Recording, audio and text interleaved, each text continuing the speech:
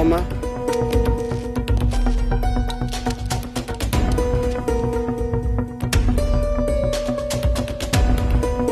புதுமணி, நீ வந்ததும் அந்த செவலை உன்னை உள்ள வர சொன்னான். எதுக்கு சார்? அவன் வேலை விஷயமா பேசுறதுக்கா உன்னை வர சொல்லியிருப்பான். அட்டெண்டன்ஸை போட்டு வந்துருப்போம். Okay sir.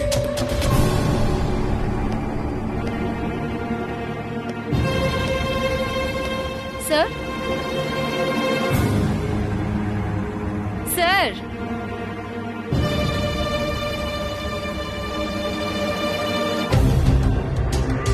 சார், நீங்க கூப்பிட்டீங்கன்னு பரமன் சார் சொன்னாரு சார். ஆமா மயிலு, ஆனா உன்னை பார்த்ததுமே எதுக்கு கூப்பிட்டாங்கிறதே மறந்துட்டேன்.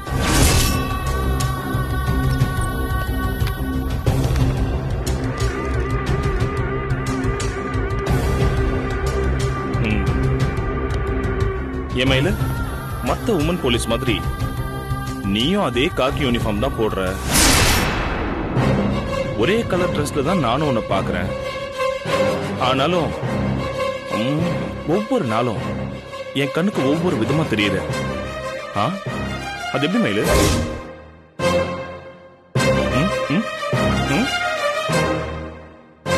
இப்ப கூட நீ டென்ஷனா தான் என்ன பார்த்து முறைக்கிற. அந்த டென்ஷன்ல கூட நீ அழகா கியூட்டா இருக்க. ஆக்சுவலா நியாயமா பார்த்தா நான் எப்படி கேட்டிருக்கணும்? ஏன் லேட்டா வந்தேன்னு கேட்டிருக்கணும்ல. ஆனா அது கூட கேட்க முடியாம உன் அழகு இருக்குல்ல, இந்த உன் அழகு அது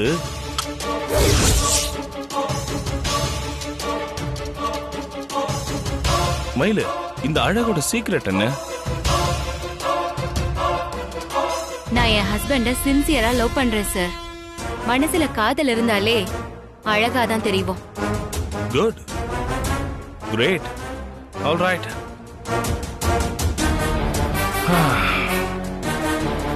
மயிலு, எனக்குள்ளேயும் காதல் வந்துருச்சு. நானும் உன் கண்ணுக்கு அழகா தெரியுறேனா? என்னடா பொண்டாட்டி செத்து 2 வருஷமாச்சு, அதுக்குள்ளேயே காதல் கிதல்னு பேசுறானேன்னு பாக்குறியா? என்ன பண்றது, அந்த அளவுக்கு ஒருத்தியோட அழகு என்ன டிஸ்டர்ப் பண்ணிடுச்சு.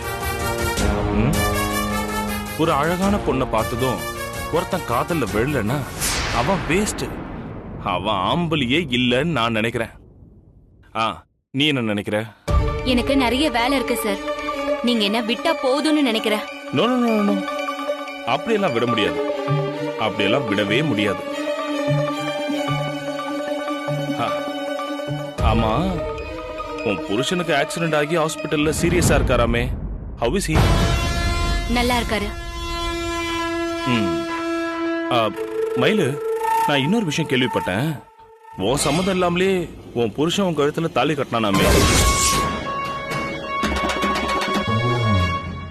நீயும் அவனும் இன்னும் புருஷன் பொண்டாட்டியா வாழ ஆரம்பிக்கவே இல்லையாமே. நீ ஐபிஎஸ் ஆபீசர் ஆனதுக்கு அப்புறம் தான் லைஃப் ஆரம்பிக்கணும்னு முடிவு பண்ணிருக்கீங்களா? இதெல்லாம் உண்மையா? ஜெனரலா உன் கதையை கேக்குறப்ப உன் புருஷன் உன் கனவுக்கு சப்போர்ட் பண்ற மாதிரி தான் தெரியும்.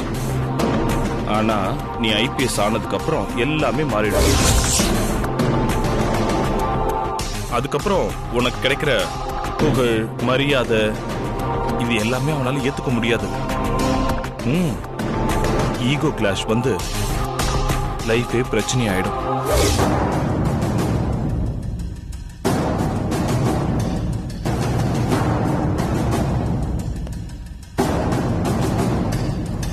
நான் சொல்றது உண்மை.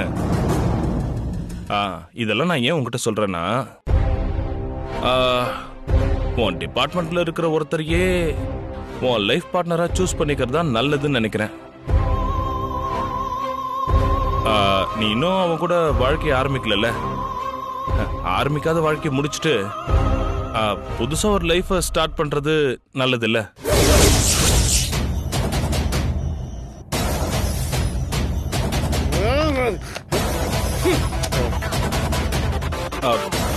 என்ன மயிலு, நான் இவ்வளவு பேசிட்டு இருக்கேன், நீ எதுவுமே சொல்ல மாட்டேங்கிற. சார், நீங்க வேலை விஷயமாவோ இல்ல ஏதாவது கேஸ் விஷயமாவோ டிஸ்கஸ் பண்ணா நான் பேசுவேன். ம், ஆ. ஆனா நீங்க எனக்கு சம்பந்தமே இல்லாத விஷயத்த பத்தி பேசுறீங்க. இல்லனா உங்களுக்கு சம்பந்தம் இல்லாத விஷயத்த பத்தி நீங்க என்கிட்ட பேசிட்டு இருக்கீங்க.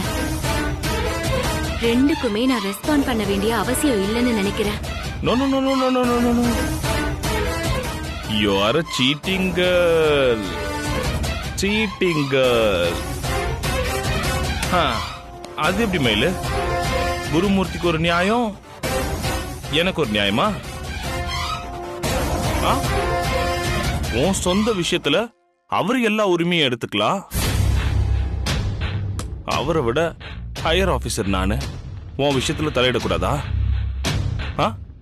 இது நியாயமே இல்ல மயிலு. இல்ல சார், ஒவ்வொருத்தருக்கும் ஒரு லிமிட் இருக்கு. உங்க லிமிட் என்னங்கறத நீங்க புரிஞ்சு நடந்துப்பீங்கன்னு நான் நம்புறேன். மயிலு, 1 செகண்ட்.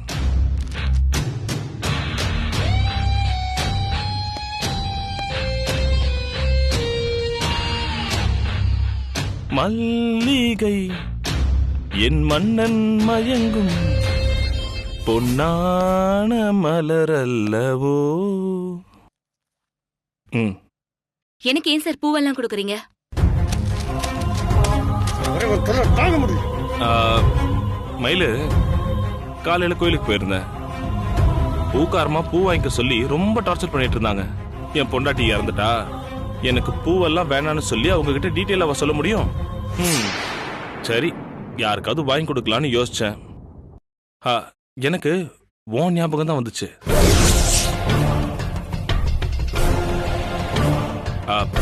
இதை நீ வாங்கி வச்சுக்கிட்டா நான் ரொம்ப சந்தோஷப்படுவேன். மயிலு, ஏன் இப்படி பாக்குற? தெரிஞ்சவங்களுக்கு பூ வாங்கி கொடுக்கறது ஒன்றும் தப்பு இல்லையே. தப்பே இல்ல sir. Thanks sir. Good, I like you.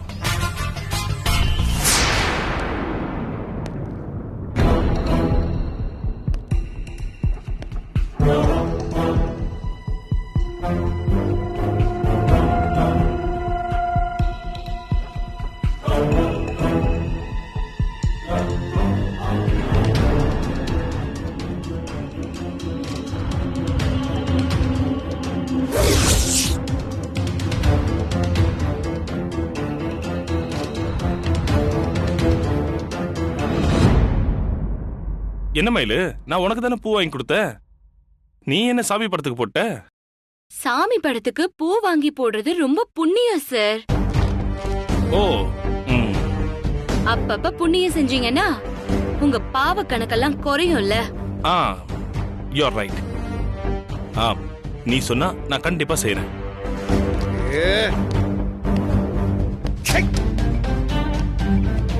கும்பிட்டுக்கோங்க.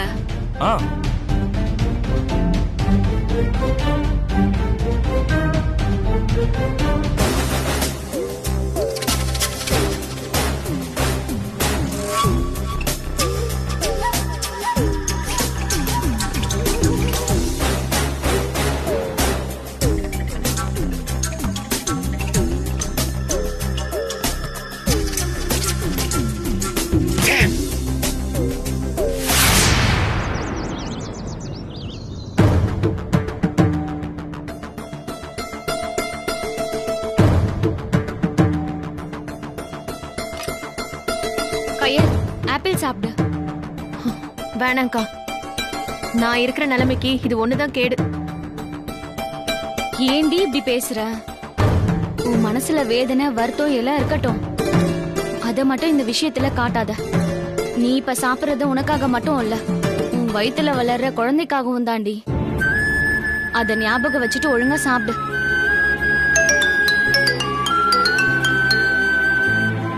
சொல்லு மயிலு, அவனை பாத்துட்டியா? இல்லக்கா. ஏண்டி இன்னைக்கு ஹோட்டலுக்கு வர வச்சு பாத்துருவேன்னு சொன்னியே, இந்நேரம் அந்த ராஸ்கலை புடிச்சிருப்பேன்னு நினைச்சேன்டி. அந்த நம்பிக்கையில தான்க்கா நானும் இருந்தேன். ஆனா கடைசி நிமிஷத்துல அவன் உசாராயிட்டான். ஹோட்டலுக்கு வரலன்னு மெசேஜ் பண்ணிட்டான். அவன் எப்படி சுதாரிச்சா மயிலு? நீ போலீஸுங்கிறது அவனுக்கு தெரிஞ்சிருச்சா? அதெல்லாம் தெரியறதுக்கு சான்ஸே இல்லக்கா. அவன் மீட் பண்ணலான்னு கேட்டதுமே நான் ஓகேன்னு சொல்லிட்டேன்ல, அதான்க்கா தப்பாயிடுச்சு. பொதுவா எந்த பொண்ணும் நேர்ல பாக்குறதுக்கு ஒத்துக்கவே மாட்டாங்க. அவனை பிடிக்கிற அவசரத்துல நானும் உடனே சரின்னு சொல்லிட்டேன். ஓ, இங்க ஏதோ தப்பா இருக்கேன்னு அவன் கொஞ்சம் சுதாரிச்சுட்டான்க்கா. இப்ப என்ன பண்றதுடி? திரும்பவும் முதல்ல இருந்து ஆரம்பிக்கணுமா? இல்லக்கா, அவன் சபல புத்திக்காரன்னு நல்லாவே தெரிஞ்சிருச்சு. அவன் என்னதான் உஷாரா இருந்தாலும் அவன் சபல புத்தி அவனை சும்மா இருக்கவே விடாது. அவனோட அந்த வீக்னஸ வச்சே திரும்ப அவனை நம்ம கார்னர் பண்ணிடலாம். ஆனா அந்த நம்பிக்கை வர்றதுக்கு கொஞ்சம் டைம் ஆகும்க்கா. அது வரைக்கும் நம்ம காத்துட்டு இருக்கணும். ச்சே, இன்னைக்கே அவன் மாட்டிப்பான். என் பிரச்சனைக்கு ஒரு முடிவு கிடைச்சிரும்னு நான் ரொம்ப நம்பிக்கையா இருந்தேன். கடைசியில இப்படி ஆயிடுச்சேடி. வருத்தப்படாதக்கா, அவன் என் கண்ணு முன்னால வராம இருக்கலாம். ஆனா அவன் என் பார்வையோட எல்லையில தான்க்கா இருக்கான். அவன் சோசியல் மீடியா அக்கவுண்ட வச்சு அவனை நான் வெளியே கொண்டு வரேன். மயிலு, நான் சாமியை நம்புறதை விட உன்னதான் பெருசா நம்பியிருக்கேன்டி. நீ எப்படியாவது அவனை புடிச்சிருவல்ல? கண்டிப்பாக்கா. அவன் என்கிட்ட இருந்து தற்காலிகமா தான் தப்பிச்சிருக்கான். அடுத்த வாட்டி எந்த தப்பும் செய்யாம கரெக்டா வலை விரிச்சு அவனை பிடிக்கிறேன்க்கா. இதுவும் பணம் நகைய பறி கொடுத்த பிரச்சனை இல்லக்கா, உன் வாழ்க்கை பிரச்சனை.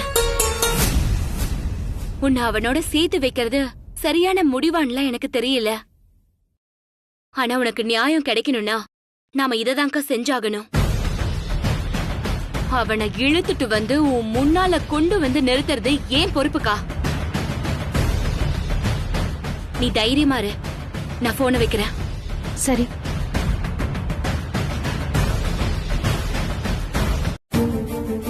என்னாச்சுடி? உன்னை ஏமாத்தினவன மயிலனுக்கு பிடிக்கிறதா இருந்தாளா? ஆமாக்கா, அவன் சோசியல் மீடியா அக்கவுண்ட் கிடைச்சிருச்சுன்னு சொன்னல. மயில் அதை வச்சு ஒரு பொண்ணு சாட் பண்ற மாதிரி அவனுக்கு மெசேஜ் அனுப்பி இன்னைக்கு நேர்ல பாக்கலான்னு சொல்லிருக்கா. அவளை பார்க்க ஹோட்டலுக்கு வரதா இருந்தவன் ஏதோ ஒரு சந்தேகத்தினால வராம விட்டுட்டானா. நீ கவலைப்படாத, நான் அவனை புடிச்சு இழுத்துட்டு வரேன்னு மயிலு சொன்னான். மத்த எல்லா வேலையும் விட்டுட்டு அவ இந்த வேலையை தான் அலைஞ்சுகிட்டு இருக்கா. அவளுக்கு கஷ்டம் கொடுக்கறோமேன்னு எனக்கு ரொம்ப சங்கடமா இருக்குக்கா. ஆமா ஆமா, செய்யறதெல்லாம் செஞ்சுட்டு இப்ப சங்கடப்பட்டு என்னடி பிரயோஜனம்? ஒரு விஷயத்துல இறங்குறதுக்கு முன்னாடி இது சரியா தப்பான்னு 1000 தடவை யோசிக்கணும். இந்த காலத்து பசங்க யோசிக்க தான் தயாரா இல்லையே. உங்களுக்கு சாப்பாட்டுல இருந்து கிடைக்கிற சந்தோஷம் வரைக்கும் எல்லாம் உங்களுக்கு உடனடியா கிடைச்சிடணும். அந்த அவசரத்துக்கு நீங்க கொடுக்கற வேலை உங்க வாழ்க்கை. நீ என் மூத்த பொண்ணு, முறையா கல்யாணம் பண்ணி உண்டாயிருக்க. இவ்வளவு முறையா கல்யாணம் பண்ணி உண்டாயிருந்தானா நம்ம வீடும் குடும்பமும் எவ்வளவு சந்தோஷமா இருந்திருக்கும். அந்த சந்தோஷமே இப்ப நமக்கு இல்லாம போயிடுச்சடி. அதுக்கு என்ன காரணம்னு இவ எப்பாவது யோசிச்சிருப்பாளா? இவ யோசிக்க மாட்டான், இவளால யோசிக்கவும் முடியாது. ஏன்னா அவ வயசு அப்படி, அவ இருக்கிற காலம் அப்படி. ஒரு சந்தோஷம் நமக்கு கிடைக்குதுன்னா அது நமக்கு தேவையா, முறையான வழியில அது நமக்கு கிடைக்குதா, அது ஆயுசுக்கும் நிலைக்குமான்னு யோசிக்கணும்.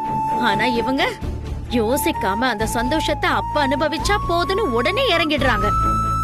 அந்த சந்தோஷம் கிடைச்ச வேகத்திலேயே அவங்க கை நழுவி போகும்போதுதான் நாம தப்பு பண்ணிட்டோமேன்னு வருத்தப்படுறாங்க. இவளை போலதான் நானே இவளுக்கு ஒரு மாப்பிளைய தேடி புடிச்சிருந்தா இவளுக்கு இப்ப இந்த நிலைமை வந்திருக்குமா? எனக்கு இதான் சந்தோஷம்னு இவளா ஒரு வாழ்க்கையை தேடிக்கிட்டு போனா. அதனாலதான் தான் புருஷனை தேடி அலைற நிலைமை இப்ப இவளுக்கு வந்திருக்கு. இத பாரு, காதல் கல்யாணமா இருந்தாலும் பெத்தவங்களோட சம்மதத்தோடு நடந்தாதான் அதுல ஒரு பாதுகாப்பு இருக்கும். நம்ம வாழ்க்கைக்கு ஒரு ஆபத்துனா நம்ம பக்கம் நிக்கிறதுக்குன்னு ஒரு 10 பேர் வருவாங்கடி. நம்ம சொல்ற நியாயத்தை புரிஞ்சுக்க அந்த பக்கம் 1-2 பேராவது இருப்பாங்கடி. எல்லாரும் கூடி பேசி அந்த பிரச்சனையை சரி பண்ணி வாழ்க்கைய காப்பாத்திக்கலாம். ஆனா இது பெத்தவங்க ஆதரவு இல்லாம நாமளே வாழ்க்கையை தேடிக்கிட்டா இப்படி புருஷனை தேடி அலைஞ்சுக்கிட்டே இருக்க வேண்டியதுதான். இத பாரு, இவளை குத்தி காட்டுறதோ இல்ல அழ வைக்கிறதோ என் நோக்கம் இல்ல. முறையா எல்லாம் நடந்திருந்தா நம்ம வீடு எவ்வளவு சந்தோஷமா இருந்திருக்கும். அந்த சந்தோஷத்தை நாம தொலைச்சிட்டு நிக்கிறோம். அந்த ஆதங்கத்துல தான் என் மனசுல இருக்கிற எல்லாத்தையும் கொட்டிட்டேன். என்னமோ பண்ணுங்க.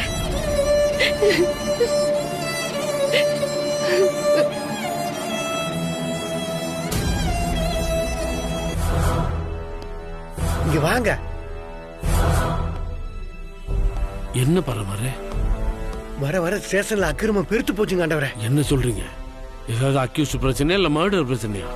இல்லைங்க ஆண்டவரே, மர்டர் கிட்னாப் எல்லாம் நம்ம இன்னைக்கு நேத்தா பாக்குறோம். எத்தனை வருஷமா பாக்குறோம். நம்ம சர்வீஸ்ல எவ்வளவோ பாத்துட்டோம். அதெல்லாம் எனக்கு ஒரு பதட்டமும் கிடையாதுங்க. வேற எதனாலதான் பதட்டம்? மேல் அதிகாரிங்கிற அதிகாரத்துல செவலைன் இருக்கிறானல்லங்க, அவன் பண்ற அட்டூழியும் தாங்க முடியலீங்க. ஏன், என்ன பண்ணான்? ஆட்டை கடிச்சு மாட்டை கடிச்சு கடைசியில மனுஷனே கடிக்கிற மாதிரி அப்படி இப்படின்னு நம்ம மயிலுக்கிட்டே வாழாட்டானுங்க ஆண்டவரே. அதுக்கெல்லாம் மயில் வேற மாதிரி ரியாக்ட் பண்ணிருப்பாளே. அதெல்லாம் மயில் ரியாக்ட் பண்ணிட்டா. ஆனா அதெல்லாம் இந்த செவலை குறைக்கணுமே. இந்த வச்சுக்கன்னு மயிலுக்கு பூ குடுக்கறானுங்க. மூஞ்சில கரிய பூசுற மாதிரி அந்த பூ எடுத்துட்டு போய் மயிலு சாமிக்கு போட்டுருச்சு. ஆனா ஒரு பொண்ணு கிட்ட இப்படியா பிஹேவ் பண்ணுவான் அந்த செவலை? நம்ம இருக்கிறப்பவே இந்த செவலை இப்படி பண்றானே, ஒருவேளை நம்மள இல்லாட்டீங்க வலுக்கட்டாயமா மயிலு கையை பிடிச்சி இழுத்துருவானுங்க இந்த செவலை. இங்க பாருங்க, இப்பவே அவன் தலையை தட்டி வச்சாதான் அவன் சரியா வருமா பாத்துங்க. ஹலோ, என்ன கூடி கூடி டிஸ்கஸ் பண்ணிட்டு இருக்கீங்க? கிரைம் ரேட்டை குறைக்கிறத பத்தியா இல்ல அக்யூஸ்ட் அத்தனை பேரையும் அப்படியே அள்ளி கொண்டு வரத பத்தியா? இல்லைங்க சார், ஏரியால புதுசா ஒரு அக்யூஸ்ட் முளைச்சிருக்கானா சார். அவன் சேப்பா வேற இருக்கானுங்க. அவனோட ஆட்டம் ரொம்ப ஓவரா இருக்கு சார். அள்ளிட்டு வந்து குதிகால் நரம்பு அத்து விட்டோன்னு வைங்க, ஆட்டம் அடங்கிரும் சார். அத பத்தி தான் சார் டிஸ்கஸ் பண்ணிட்டு இருக்கோம். இந்த ஆட்டம் கூட நல்லதானுங்க இருக்கு. நீங்க ரெண்டு பேரும் அக்யூஸ்ட பத்தி பேசின மாதிரி தெரியலையே, அதிகாரி பத்தி பேசின மாதிரி தெரியுது. அவரு அதிகாரி தான், புரிஞ்சுட்டாரு பாருங்க. எதுவா இருந்தாலும் நேரா வெளிப்படையா சொல்ல வேண்டியது தானே. ஆம்பளை தானே சார். இதெல்லாம் நல்லா இல்ல. நல்லா இல்லையா? நல்லா இல்ல. எனக்கு பிடிக்கல சார். என்ன பண்றது? என் பொண்டாட்டி எடுத்து கொடுத்தா தூக்கி வீச மனசு வரல. அதான் டிஷர்ட்டை போட்டுட்டு வந்துட்டேன். நீங்க போட்டுட்டு வாங்க போடாம வாங்க, அதை பத்தி எல்லாம் எனக்கு கவலை கிடையாது. ஸ்டேஷன்ல இருக்கிற பொண்ணுக்கு நீங்க பூ கொடுத்ததெல்லாம் சரியில்லை சார்.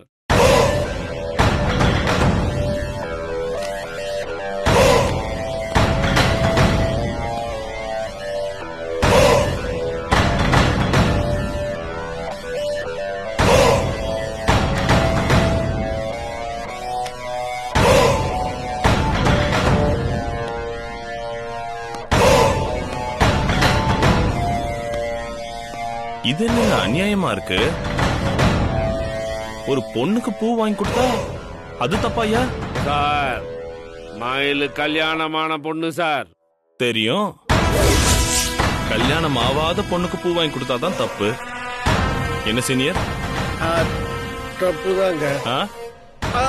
தப்பு இல்லைங்க. இப்போ கல்யாணமான பொண்ண நாம எப்படி வாழ்த்துவோம்? தீர்க்க சுமங்கலியா பூவோடையும் பொட்டோடையும் இருந்தானே வாழ்த்துவோம். பாவம், கல்யாணம் ஆன பொண்ணு, புருஷனுக்கு வேற ஆக்சிடென்ட் ஆகி அடிபட்டு ஹாஸ்பிட்டல்ல இருக்கான். இந்த பொண்ணுக்கு ஆசீர்வாதம் பண்ற மாதிரி பூ வாங்கி கொடுத்தேன். அதுல உனக்கு என்ன பிரச்சனை? சார், உங்களோட இந்த விளக்கம் எல்லாம் எனக்கு தேவையில்லை. என் ஸ்டேஷன்ல இனிமேல் இந்த மாதிரி வேலையெல்லாம் செய்யாதீங்க, அவ்வளவுதான் சொல்லுவேன்.